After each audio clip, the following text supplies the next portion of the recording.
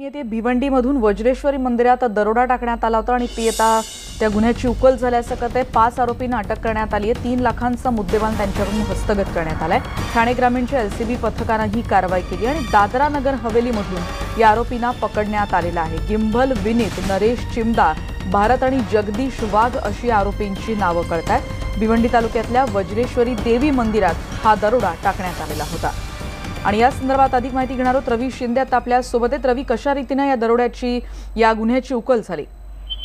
हा जो दरोडा आहे, हा दरोडा 9 मे रोजी टाकण्यात आला होता। सशस्त्र दरोडा होता। त्याच्यामध्ये तेथील सुरक्षा रक्षक होते, त्यांना सुरक्षा रक्षकाला बांधून तलवारीचा धाक दाखवून सुमारे 12 ते 15 लाख रुपये दानपेटीतून नेलं होतं आणि या प्रकरणी हवेली तालुक्यातील दादरा नगर येथे 5 दरोडेखोरांना अटक करण्यात आलेली आहे आणि त्यामध्ये सुमारे 3 लाख रुपये जप्त करून त्यांच्याकडून काय शस्त्र सुद्धा जप्त करण्यात आलेली आहे आणि ठाणा ग्रामीण पोलिसांची कारवाई आहे। यामध्ये गिंबल, विनीत चिमदा, भारत वाघ, जगदीश वाघ, नरेश चिमदा हे यांना शापूर हे सगळे रहिवासी जे आहे ठाणे, शापूर, आगई आणि पालघर मधले हे दरोडेखोर आहेत।